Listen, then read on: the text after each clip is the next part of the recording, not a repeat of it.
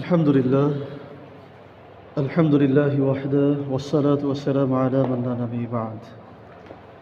মহান আল্লাহ সুবহানাহু ওয়া তাআলার দরবারে শুকরিয়া আদায় করছি। আল্লাহ রাব্বুল আলামিন আমাদেরকে দুনিয়ার যাবতীয় ব্যস্ততা দূরে ঠেলে দিয়ে শয়তানের যাবতীয় তৎপরতা ছিন্ন করে আল্লাহর জমিনে আল্লাহর দ্বীন বাস্তবায়নের লক্ষ্যে আলেমদের একটি সমাবেশে আমাদেরকে হাজির হওয়ার তৌফিক দান করেছেন। এই জন্য আল্লাহ তাআলার দরবারে শুকরিয়া আদায় করে পড়ছি আলহামদুলিল্লাহ।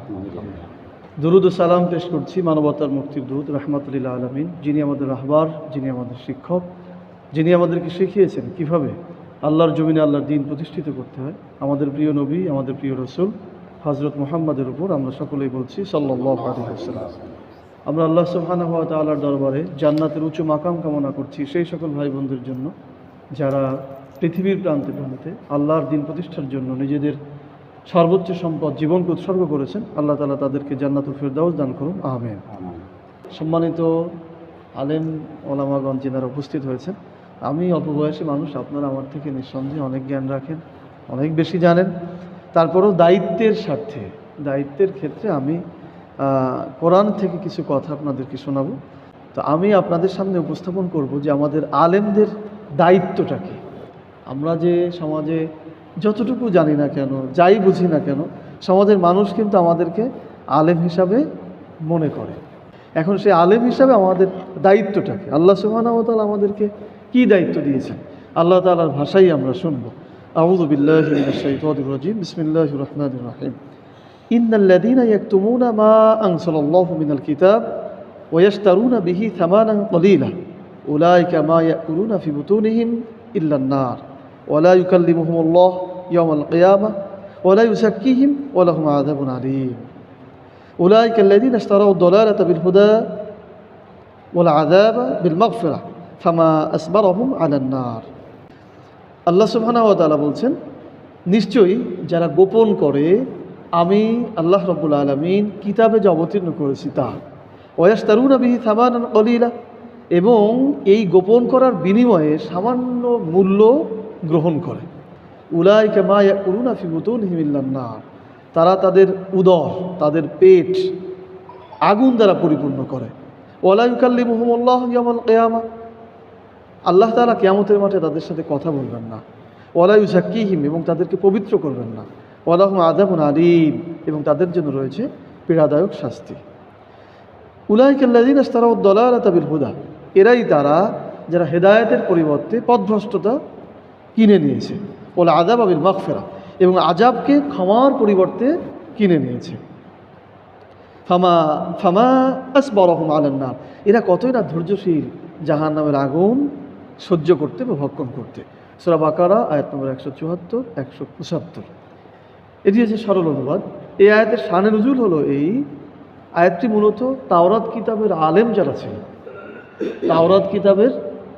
যারা ছিল, তাদেরকে উদ্দেশ্য করে অবতীর্ণ হয়েছিল।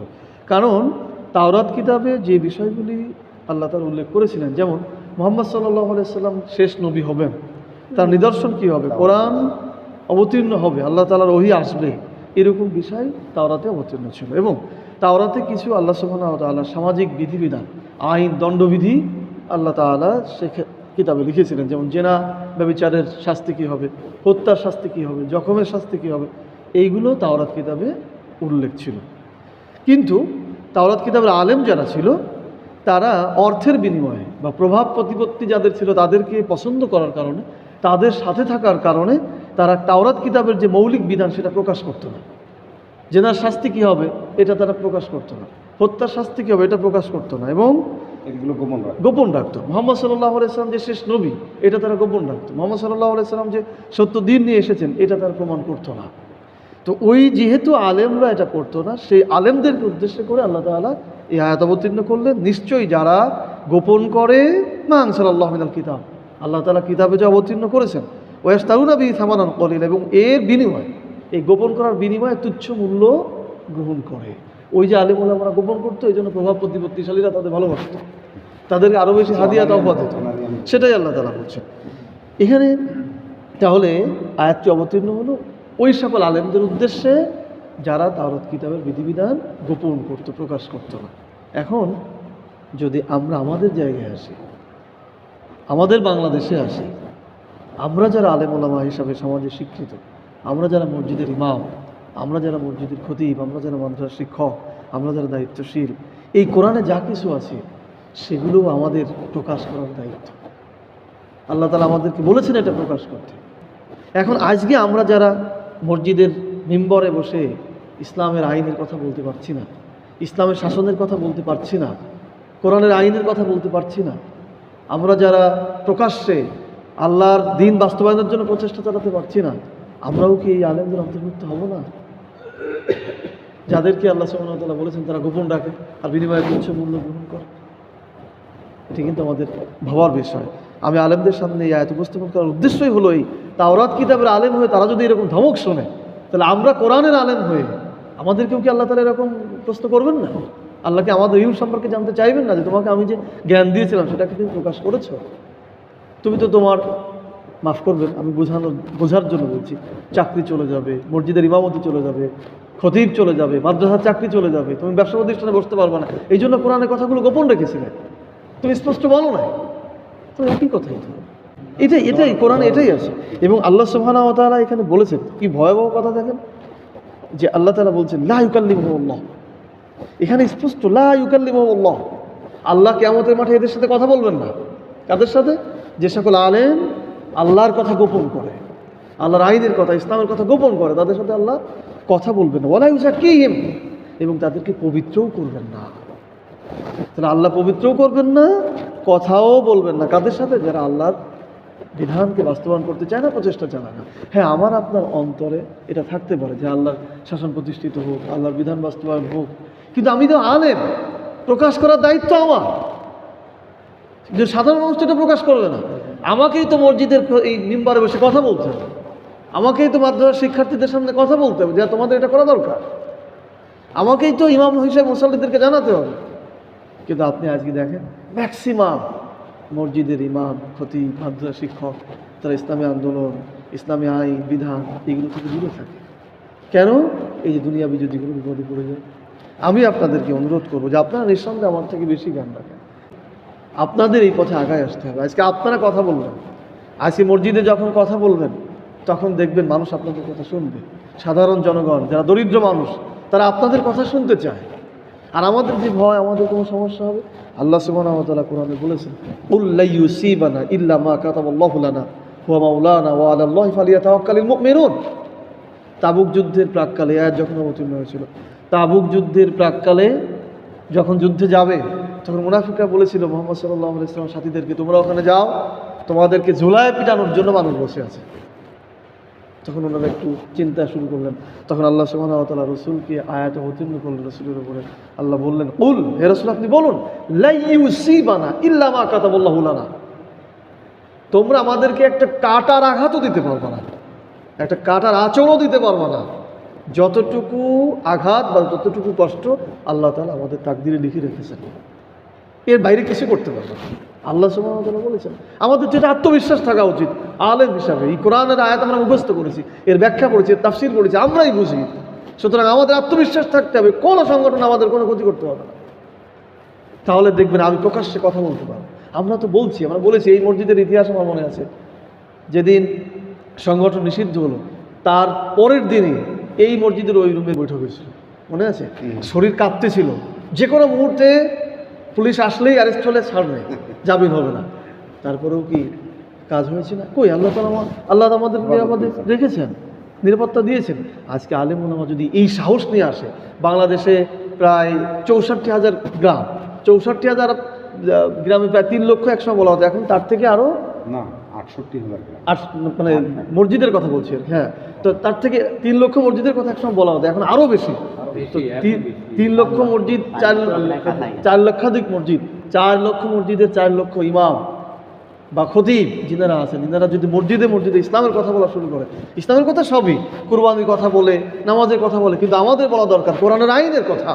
যে কোরআন শুধু তেলাওয়াতের গ্রন্থ নয়, কোরআনে আইন আছে, দণ্ডবিধি আছে, যেটা দিয়ে রাষ্ট্র পরিচালনা করা যায়, অর্থ ব্যবস্থা, সমাজ ব্যবস্থা, শিক্ষা ব্যবস্থা, যেটা দিয়ে কোর্টের ওই টেবিলে, জজের টেবিলে সাধারণ আইনের বই থাকবে না, কোরআনের আইনের বই থাকবে। কোরআনে আইন আছে, এটা জনগণকে বোঝানোর দায়িত্ব আমাদের। আচ্ছা 4 লক্ষ মসজিদে যদি আলেম ওলামা এরকম কথা বলতো সাধারণ জনগণ এটা বুঝতো, কিন্তু আমাদের সাধারণ জনগণেরা তো বোঝে কোরআন দিয়ে শুধু খতম করতে হয়। আমার কথা খুব বেশি অমূলক হচ্ছে? না, বাস্তবতাটা এরকম। এর জন্য আমরা আলেমরা আমরা আলেমরা অনেকাংশে দায়ী। আমার কথা বলছি না সম্মানিত উপস্থিতি। তো আমাদের উচিত হাসর মাঠে আল্লাহ যেন আমাদের সাথে কথা বলেন, আল্লাহ যেন আমাদেরকে ডাকেন যে না তোমরা আমার দেওয়া দায়িত্ব পালন করেছো। একজন আলেম হওয়া সোজা কথা না। যারা মাদ্রাসায় লেখাপড়া করে এমনিতেই কি আলেম হয়ে যেতে পারে? শয়তান তাদেরকে সবচেয়ে বেশি বিপদের মধ্যে ফেলে, দুনিয়ার কষ্টের মধ্যে পড়ে, অর্থনৈতিক সমস্যার মধ্যে পড়ে। এরপরেও তো আল্লাহ তাআলা আমাদেরকে আলেম হিসেবে স্বীকৃতি দিয়েছেন। তাহলে আমরা যদি দায়িত্ব পালন না করি, এটা আল্লাহর নিয়ামত। তা আলেমের কত মর্যাদা! আলেমের জন্য সমুদ্রের নিম্নতলে যে প্রাণী আছে তারাও তাদের মাগফিরাতের জন্য দোয়া করে। সুবহানাল্লাহ, কি বিরাট মর্যাদা আমরা পেয়েছি। সেই মর্যাদার অবহেলা যদি আমরা করি তাহলে এত ভালোবাসা এত মর্যাদার পরেও আল্লাহ কিয়ামতের মাঠে আমাদের সাথে কথা বলবেন না। তো আমার চাওয়া হচ্ছে যে আমরা যারা আলেম আছি আমাদের দায়িত্ব হচ্ছে ইসলামের কথাগুলো, কোরআনের বিধানের কথাগুলো, আইনের কথাগুলো প্রকাশ্যে প্রচার করতে হবে। এটা আমাদের দায়িত্ব। সর্বশেষ একটি ঘটনা বলেই আমি আমার সংক্ষিপ্ত বক্তব্য শেষ করব। সেটি হলো মুসাইলামাতুল কাযযাব, যিনি মিথ্যা নবী দাবি করেছিলেন। যখন তার বিরুদ্ধে যুদ্ধ হয়েছিল, সেই যুদ্ধে 70 জন হাফেজ সাহাবী শাহাদাত বরণ করেছিল। 70 জন এই যুদ্ধে শাহাদাত বরণ করেছিল। এখানে দেখেন সেই সময় হাফেজ সাহাবী বা যেনারা আলেম ছিলেন তারা শাহাদাতের জন্য আগ্রহী হয়েছে, যুদ্ধে গিয়েছেন। এখন আপনি ইসলামী বিপ্লবের দিকে যান, আপনার জেলা শহরের ইসলামী বিপ্লবের দিকে তাকান, আমাকে মাফ করবেন, আমরা তো আলহামদুলিল্লাহ আমরা তো এগুলো করবো বিধায় এখানে বসছি, কিন্তু আপনি একটু চোখ দিয়ে দেখেন, আপনার জেলা শহরে দেখেন ইসলামী আন্দোলনে আলেম ওলামার সংখ্যা কম। এই বিপ্লব বিদ্রোহে আলেম ওলামার সংখ্যা কম, হাফেজদের সংখ্যা কম, কারণ তারা ওই সেন্সে যেতে পারছে না। কিন্তু মুসাইলামাতুল কাযযাবের বিরুদ্ধে 70 জন হাফেজ সাহাবী শাহাদাত বরণ করলেন। কেন? তারা বুঝেছিল, তাদের মধ্যে ধারণ ছিল যে আল্লাহর জন্য শাহাদাত বরণ করলে লাভটা কি।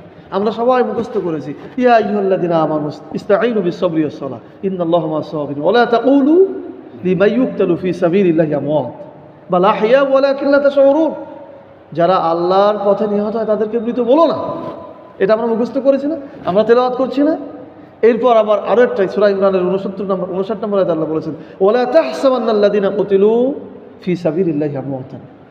যারা আল্লাহর পথে নিহত হয়েছে তাদেরকে তোমরা মৃত মনেই করো না, ধারণাই করবে না। এই যে শিক্ষা আলেম ওলামা আমাদেরকে দিয়েছেন, অথচ এই পথে আমরাই কম। আমার তো মনে হয় যতদিন পর্যন্ত আলেম ওলামারা সামনে না আসবে, সেইভাবে বিদ্রোহী হয়ে না উঠবে, ততদিন পর্যন্ত ইসলামী আন্দোলনকে সামনে অগ্রসর করা কঠিন হয়ে যাবে। এই জন্য আমি আপনাদেরকে অনুরোধ করব, আসুন আমরা যা 2-1 জন আছি আমরা আমাদের কণ্ঠ খুলে কথা বলার চেষ্টা করি, আল্লাহর প্রতি বিশ্বাস স্থাপন করি। কোনো বিপদ মুসিবতই আমাদেরকে কোনো বাধা দিতে পারবে না। আল্লাহ তাআলা যা কল্যাণ চান এই আয়াত আপনাদের নিশ্চয়ই মুখস্থ থাকার কথা। শুধু একই দরকার, সে ইব্রাহিম আলাইহিস সালামের মতো। আপনারা নিশ্চয়ই শুনেছেন ইব্রাহিম আলাইহিস সালামের মনে এরকম আসছিল না যে আল্লাহ তাআলা আপনি মৃত্যুর পরে জীবন দিতে পারেন, এটা তো বিশ্বাস করি, কিন্তু একই দরকার। তখন আল্লাহ তাআলা কি বললেন, তুমি একটা পাখি নাও, সেটাকে ডানা ছিঁড়ে ছিঁড়ে অনেক দূরে রেখে দাও, এরপর আমার নাম বলে বলো যে পাখি আবার এক জায়গায় হয়ে যাও, দেখো সব এক জায়গায় হয়ে গেছে, আবার আগের প্রাণ ফিরে পেয়েছে। তখন ইব্রাহিম আলাইহিস সালাম বলেছেন, হ্যাঁ আমার মধ্যে একিন এসেছে। তো আমাদের এরকম একিন দরকার, শুধু মুখস্থ না, এরকম বিশ্বাস দরকার যে আল্লাহ বলেছেন কুল্লা ইউসিবানা ইল্লা মা কাতাবাল্লাহু লানা, কোনো আঘাতই লাগবে না, আমাকে সে একিন থাকতে হবে। হয়েছে তো এরকম, কত গোলাগুলি হয়েছে, সেখানে গেছে মানুষ ফিরে আসছে না, আল্লাহ তাআলা যাকে কবুল করেছেন সে চলে গেছে। আমার একজন দায়িত্বশীল ছিলেন, উনি আমাকে বলেছিলেন যে শাহাদাত বরণ করা এত সহজ না, সবাই শহীদ হয় না, সবাই দিনের পথে আঘাতপ্রাপ্ত হয় না।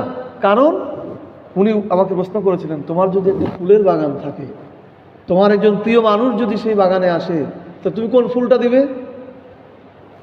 উনি উত্তর দিয়েছিলেন, সব থেকে ভালো ফুল যেটা পরিস্ফুটিত, যেটা সেই ফুলটা আমি প্রিয় মানুষকে আরও বেশি খুশি করার জন্য দিব। উনি বলেছিলেন যে আল্লাহ সুবহানাহু ওয়া তাআলা এই পৃথিবীতে একটা বাগান মনে করেন, এই বাগানের মধ্যে সব থেকে যে ভালো আল্লাহ ভীরু, আল্লাহর সাথে যার সব থেকে কানেক্ট, আল্লাহ সুবহানাহু ওয়া তাআলা তাকেই শহীদ হিসাবে তুলে নেবেন। কাজেই এইরকম চিন্তা তো আমাদের থাকতে হবে, আমাদের আলেমদের মধ্যে থাকতে হবে। আল্লাহ সুবহানাহু ওয়া তাআলা আমাদের সকলকে সামনে আরও বেশি আলেমদের মধ্যে কথা বলা, কাজ করা, তাদেরকে একসাথে নিয়ে ইসলামী আন্দোলনের পথে অগ্রসর হওয়ার তৌফিক দান করুন। আমিন। আমি আমার সংক্ষিপ্ত বক্তব্য শেষ করছি। আমার কথায় যদি ভুল হয়ে থাকে, আপনারা আমাদের বড়, আমার কথা যদি উচ্চকণ্ঠ হয়ে থাকে ক্ষমা করে দিবেন। এবং আমি আশা করব আগামীতে আমাদের দাওয়াতি কাজটা যেন একটু বেশি হয়, আরও দু একজন আলেম ওলামা যেন বসেন ইনশাআল্লাহ, সেই চেষ্টা আমরা নিজ দায়িত্ব থেকে করব। আল্লাহ তাআলা আমাদেরকে তৌফিক দান করুন, আমিন। সুবহানাকাল্লাহুম্মা বিহামদিক, আশহাদু আল্লা ইলাহা ইল্লা আনতা আস্তাগফিরুকা ওয়া আতুবু ইলাইক।